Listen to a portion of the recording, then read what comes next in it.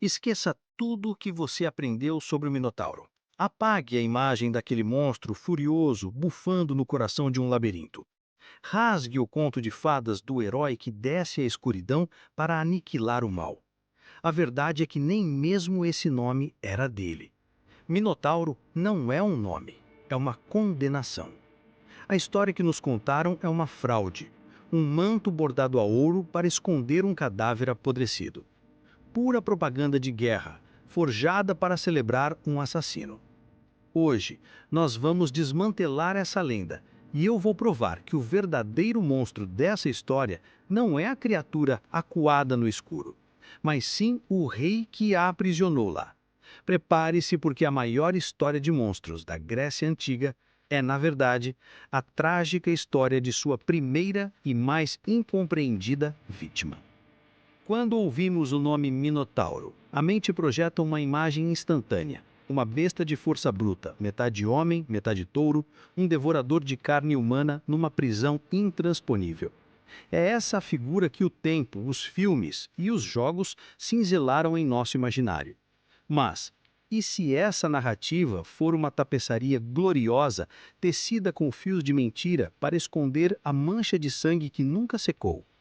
E se ao seguir as migalhas de pão deixadas pelo próprio mito, encontrarmos um abismo de crueldade humana? É exatamente isso que faremos.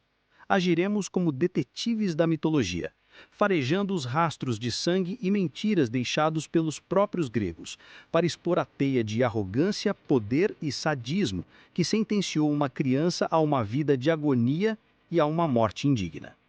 Nossa tese é simples. O Minotauro, cujo nome real era Astério, não nasceu um monstro. Ele foi fabricado como um. Ele foi a vítima da fúria dos deuses, da vergonha de sua mãe e, acima de tudo, da tirania de seu padrasto, o rei Minos. A história do Minotauro não é sobre heroísmo. É um conto sombrio sobre como nós, humanos, criamos nossos próprios demônios e depois os amaldiçoamos por existirem. Para entender a inocência de Astério, precisamos voltar ao epicentro do desastre.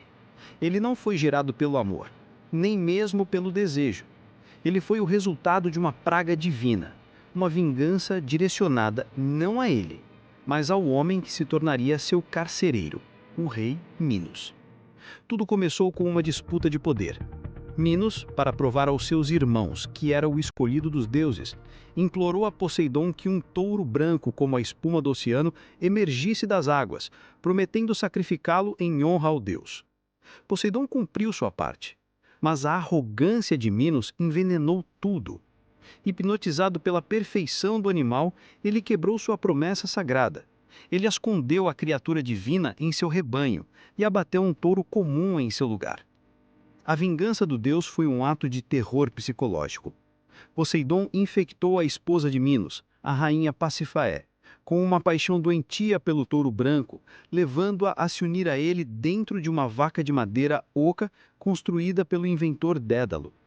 Dessa colisão entre vingança divina e soberba humana, nasceu uma criança, com o corpo de um menino e a cabeça de um touro. Sua mãe o nomeou Astério, o Estrelado. O apelido Minotauro, touro de Minos, foi um rótulo de desprezo, uma marca para designá-lo como propriedade e vergonha do rei. Pense nisso. Astério não pediu para nascer. Sua própria existência era a fatura viva de uma dívida com os deuses. Um recibo de carne e osso que Minos era forçado a encarar todos os dias. A monstruosidade não estava no bebê, mas nos atos que o precederam. Ele era inocente, uma consequência silenciosa. O primeiro ato de sua vida foi carregar a culpa por um crime que não cometeu. Conforme Astério crescia, a situação se tornava insustentável. O mito diz que ele desenvolveu um apetite por carne humana. Mas era maldade inata ou o comportamento desesperado de um ser confuso, agindo por instintos que ele jamais escolheu ter? E qual foi a solução de Minos? Empatia? Não. Foi vergonha e controle. A existência de Astério era a humilhação pública de sua falha. Para não assumir sua responsabilidade, Minos convocou Dédalo novamente e ordenou a construção de uma prisão da qual era impossível escapar. o labirinto. O labirinto não era o covil de um monstro. Era a fornalha onde a inocência de Astério era derretida e remodelada dia após dia, na escuridão e no silêncio, até se tornar a máscara monstruosa que Minos precisava. Astério foi jogado lá para proteger a reputação de Minos. Tente imaginar a existência de Astério lá dentro. Solidão esmagadora, escuridão, frio, sozinho tateando paredes que nunca terminavam. O escritor Jorge Luiz Borges, em seu conto A Casa de Asterion, imaginou o Minotauro como uma criatura solitária, quase infantil, que sonhava com um redentor que o libertasse daquele tédio eterno. Ele nem se via como prisioneiro, pois o labirinto era tudo o que ele conhecia. Essa perspectiva muda tudo. O labirinto não era a fortaleza de um monstro, era a cela de uma vítima. Astério era o outro, tão ameaçador para a ordem estabelecida que precisou ser enterrado vivo. A prisão não continha um monstro, ela o fabricava. A crueldade de Minos não se deteve em construir uma prisão. Ele encontrou uma forma de transformar sua vergonha privada em uma ferramenta de poder político.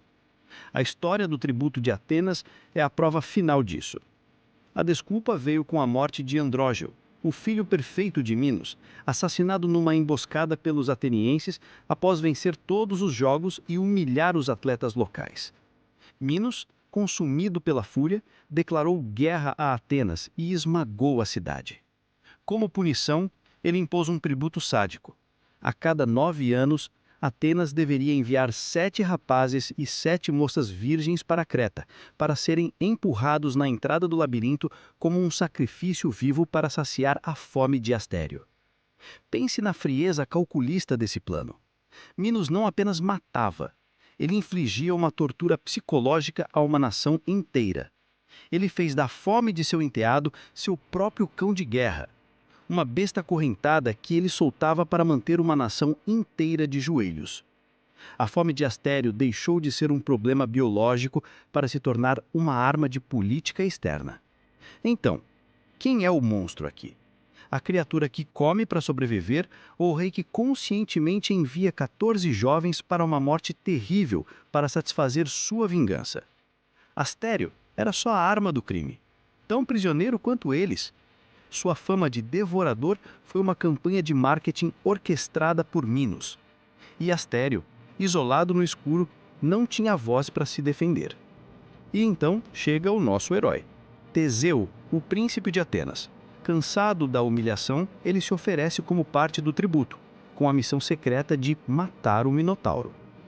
Ao chegar em Creta, ele manipula Ariadne, a filha de Minos, e meia-irmã de Astério. Cega de paixão, ela traz sua família e entrega a Teseu uma espada e um novelo de lã, para que ele pudesse encontrar o caminho de volta. Teseu não entrou no labirinto como um herói. Ele entrou como um assassino. Ele invadiu a casa-prisão de Astério e o encontrou. Imagine a cena. Não uma batalha épica, mas uma execução. Teseu armado e com a saída garantida, confrontando uma criatura solitária e confusa. Ele o mata e emerge, coberto de uma glória imerecida. O heroísmo de Teseu foi apenas o disfarce de gala para um ladrão de futuros, que roubou uma vida em Creta e um trono em Atenas. Na viagem de volta, ele abandona Ariadne numa ilha enquanto ela dorme, e por esquecimento não troca as velas negras do navio pelas brancas, o sinal combinado com seu pai, o rei Egeu, de que estava vivo. Ao ver as velas negras, Egeu se ata do precipício para o mar, que hoje leva seu nome. E assim, convenientemente, Teseu herda o trono de Atenas. Isso é um herói? Ou é um sociopata ambicioso? Ele executou uma vítima das circunstâncias para promover sua carreira. Ele não foi um libertador. Foi o último executor na longa história de abusos que Astério sofreu. No final, desmontamos a estátua do Minotauro monstro e, com as peças, montamos o verdadeiro quebra-cabeça. Ele era uma vítima. Nasceu da vingança de um deus contra a arrogância de um rei. Sua casa era uma prisão projetada para esconder a vergonha de seu padrasto. Sua reputação de monstro foi uma fake news política. E sua morte não foi o triunfo do bem sobre o mal, mas o assassinato a sangue frio de um ser solitário por um herói com uma bússola moral quebrada. Astério é o arquétipo do outro. A história do Minotauro é a planta arquitetônica de como se constrói um monstro. Cave um buraco de vergonha, jogue para dentro o que você mais teme em si mesmo e depois convença o mundo a aplaudir quem finalmente o matar. Projetamos nossos medos nos outros para não termos que encarar nossos próprios monstros interiores. A história que se tornou popular, a de Teseu, o herói, é a propaganda que Atenas vendeu ao mundo. Mas a verdade é infinitamente mais sombria. Ela nos ensina que monstros raramente nascem monstros. Quase sempre, eles são fabricados. O verdadeiro labirinto não era o de pedra. Era a teia de mentiras, poder e